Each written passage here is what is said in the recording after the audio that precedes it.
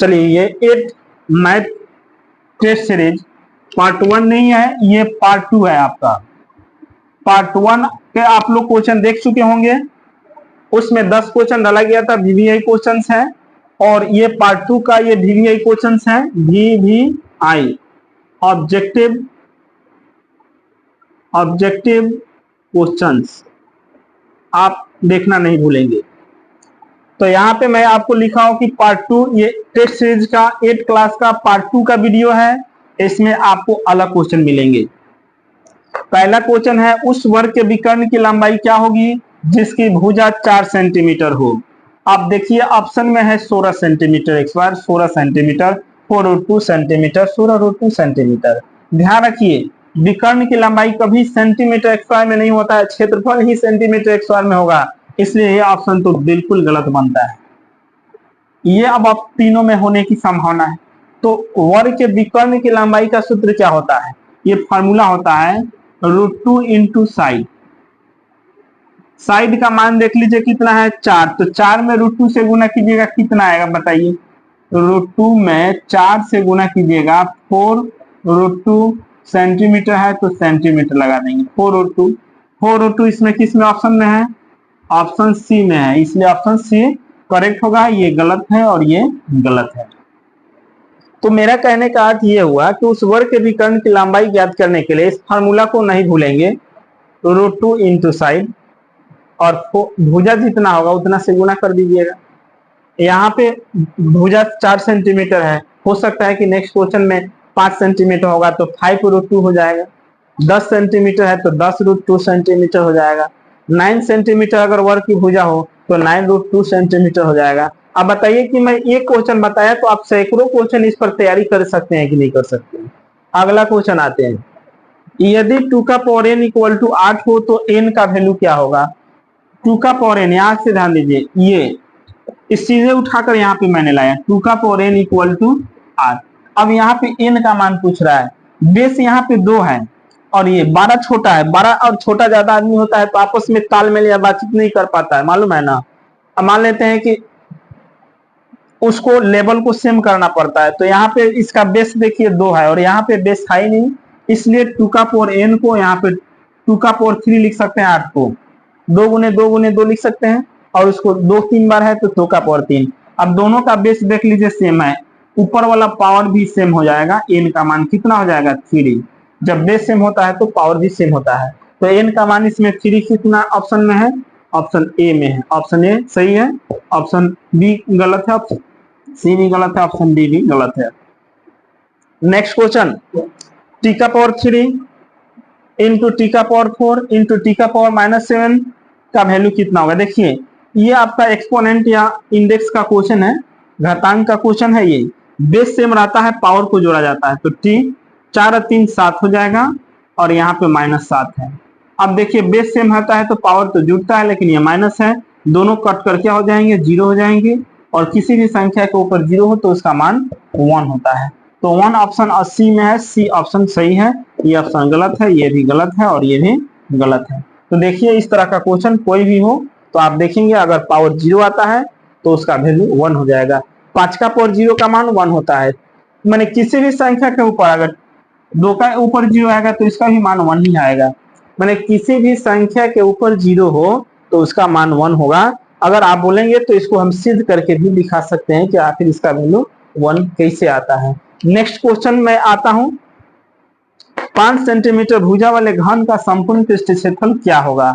तो यहाँ पे ध्यान दीजिए 5 सेंटीमीटर भुजा वाले घन का संपूर्ण पृष्ठ क्षेत्रफल, सबसे पहले इसका संपूर्ण पृष्ठ क्षेत्रफल का फार्मूला क्या होता है 6 इंटू साइड का होल x², ये ए का फार्मूला हुआ, यानी संपूर्ण पृष्ठ क्षेत्रफल का फार्मूला हुआ। संपूर्ण पृष्ठ क्षेत्रफल को हम इसको एस से भी सूचित कर सकते हैं, सरफेस एरिया।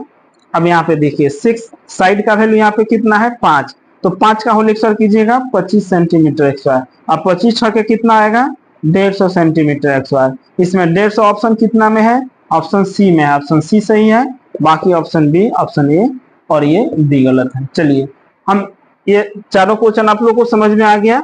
इस पॉइंट को मैं एक्सप्लेन कर देता हूं कि उसका किसी भी संख्या के ऊपर जो आपका 0 आता है तो उसका मान 1 कैसे होता है। देखिए यहाँ पे जैसे हमको निकालना है 4 के ऊपर 0 हो उसका मान 1 होता है। तो यहाँ पे देख लीजिए 4 का पावर 0 को हम लिख सकते हैं 2 माइनस 2, इसको हम लिख सकते हैं 4 का पावर 2 डिवाइड 4 का पावर 2, क्योंकि भाग का नियम है x का पावर m डिवाइड x का पावर n, तो आपका पावर घटता है m माइनस n, तो माइनस में हो तो भाग में लिखा जा सकता है और भाग में हो तो पावर को माइनस में लिखा जा सकता है। अब यहाँ पे देखिए माइनस में है तो भाग में लिखा गया 4 का पावर 2 अब बटा 4 का पावर 2, इसका भी वैल्यू क्या आएगा 16, इसका भी वैल्यू 16, कट कर कितना आएगा 1, यानी इसका मान 1 आया कि नहीं आया। तो इस ढंग से आप समझ सकते हैं कि दुनिया का कोई भी संख्या हो, अंक हो, डिजिट हो, टर्म हो और उसके ऊपर 0 हो तो उसका वैल्यू 1 होता है, आप इसको नहीं भूलेंगे। इस तरह का क्वेश्चन आपको अन्य जनरल कंपटीशन में भी आते हैं। आप इस मत समझिए कि जूनियर क्लास का सर पढ़ा रहे हैं ये हमारे लिए इम्पोर्टेंट नहीं है, एक एक क्वेश्चन इम्पोर्टेंट है और ये जनरल कंपटीशन के लिए भी है और प्लस में 8 क्लास के जो विद्यार्थी पढ़ाई कर रहे हैं उनके लिए भी है। चलिए इसको नोट कर लीजिए, नेक्स्ट वीडियो में आपका नेक्स्ट क्वेश्चन को मैं लेकर आ रहा हूं।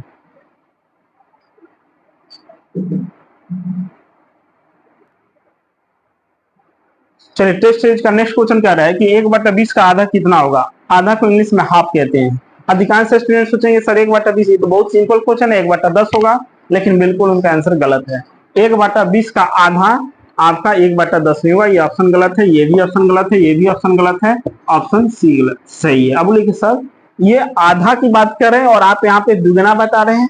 देखिए आपको इस तरह का क्वेश्चन कैसे बनाओगे, 1/20 है, इसका आधा निकालने के लिए डिवाइड करते हैं 2 से, जैसे 4 का आधा निकालिएगा तो 2 से डिवाइड कीजिएगा, ऐसा ही यहाँ पे है। इसके बाटा में 1 होता है, 1/20 और भाग को गुना में बदलेंगे तो 1/2 होगा, 1/40 हो जाएगा, सामने सामने मल्टीप्लाई होता है, इसलिए आपका सही ऑप्शन 1/40 होगा।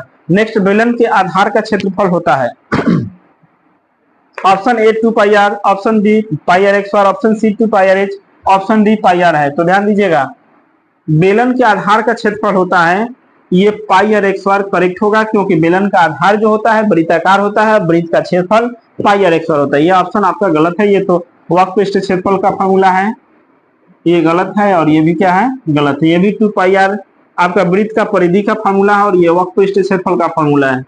बेलन का आधार वृत्ताकार होता है इसलिए वृत्त का क्षेत्रफल पाई आर एक्स होगा।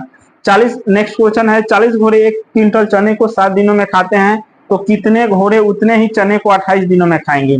ऑप्शन ए है 20 घोड़े, 15 घोड़े, 10 घोड़े, 14 घोड़े। यहाँ पे ध्यान दीजिएगा, यहाँ पे हम एक सारणी बना लेते हैं इस तरह का क्वेश्चन में, और हम क्या करते हैं कि घोड़े की संख्या को x मान लेते हैं और दिनों की संख्या को y मान लेते हैं। 40 घोड़े हैं तो यहाँ पे 40 लिख दीजिए, 7 दिनों में खाते हैं तो 7 लिख दीजिए। कितने घोड़े, यहाँ पे संख्या पूछा जा रहा है, कितने घोड़े नहीं चने को उतने ही चने को 28 दिनों में खाएंगे। अब यहाँ पे देखिए इसको x1, ये x1 का वैल्यू 40 है और यहाँ पे x2 का वैल्यू पूछ रहा है वाट, y1 का वैल्यू 7 है, y2 का वैल्यू पूछ रहा है वाट। व्युत्क्रमानुपाती विचरण से हमारा ये फॉर्मूला होता है x1 y1 बराबर x2 y2, ये व्युत्क्रमानुपाती विचरण का फॉर्मूला हुआ। तो यहाँ पे क्या होगा x1 y1 इस दोनों में गुना हो जाएगा 40 गुने 7, x2 का वैल्यू पूछ रहा है, y2 का मान यहाँ पे तो दिया हुआ है, y2 का मान 28 है तो यहाँ पे 28 रख दिया जाएगा। तो 40 गुने 7 अब बाटा में 28, इधर x2 हो जाएगा तो 7 एकम 7 7 28 है, 4 एकम 4 4 दाइया 40, तो आपका x2 का मान कितना आ गया 10। तो इसका करेक्ट आंसर क्या हो जाएगा 10 घोड़े। देखिए इसको हम इजी तरीका से भी बना सकते हैं, बिना ये खाली ये बना लीजिए, इन दोनों में गुना कर दीजिए। क्या कीजिएगा कि यहाँ पे जो मान पूछ रहा है x2 है, ठीक, x2 बराबर डायरेक्ट लिखे इसमें गुना कर दीजिए, अब बाटा 28 कर दीजिए, 7 चौक 28 और 4 दहा 40, कितना आ गया 10 आ गया कि नहीं आ गया। तो इस ढंग से हम बहुत इजी तरीका से इस क्वेश्चन को बना सकते हैं, आप कृपया करके इसको नोट कर लीजिए। नेक्स्ट क्वेश्चन मैं बता सकता हूँ, चलिए थोड़ा नोट कीजिए फास्ट में।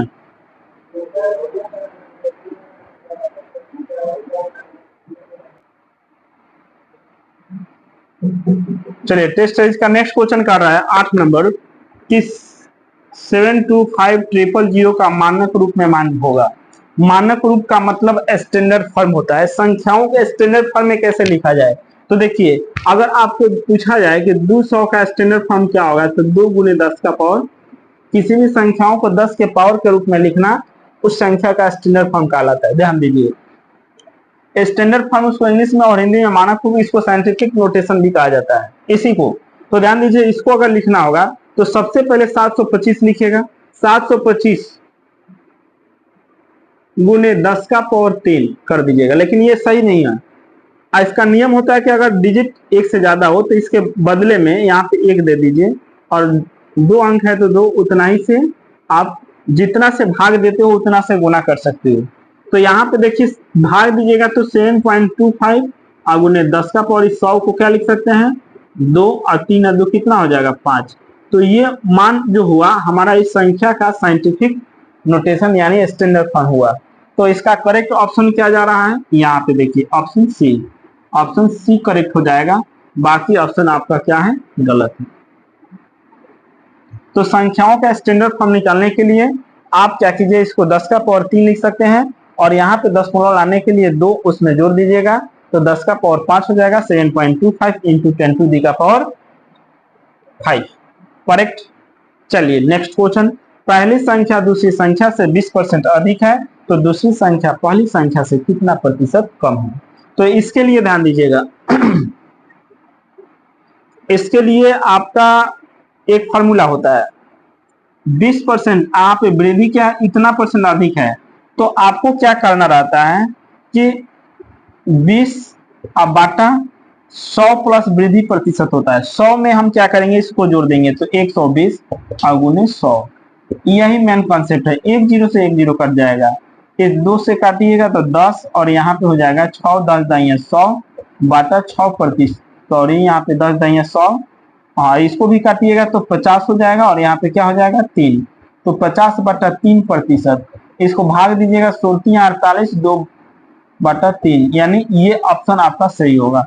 ऑप्शन ए करेक्ट है, बाकी ऑप्शन आपका गलत है। यहाँ पे अधिकांश स्टूडेंट कंफ्यूज हो जाते हैं इस क्वेश्चन में कि अगर पहली संख्या दूसरी संख्या से 20% अधिक है तो दूसरी संख्या पहली संख्या से कितना प्रतिशत कम होगा, 20% कम होगा, तो ऑप्शन आपका 20% हो जाएगा। बिल्कुल ऐसा नहीं समझिएगा, ये रूल ही होता है कि जितना प्रतिशत अधिक है ये प्रतिशत के हिसाब से चलता है। 20 और 100 में 20 जोड़ेंगे तो 120, और 100 से गुना कर दीजिए प्रतिशत में बदलने के लिए, और इसको कैंसिल कीजिएगा तो इतना आएगा। ठीक, नेक्स्ट क्वेश्चन है 13 का क्यूब। 13 का क्यूब का मतलब ये हुआ कि 13 गुने 13 गुने 13।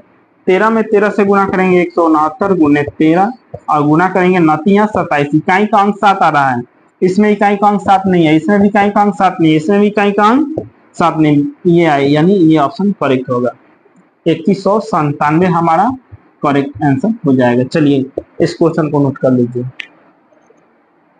इस तरीका से आपका नेक्स्ट क्वेश्चन के लिए नेक्स्ट वीडियो का इंतजार करें।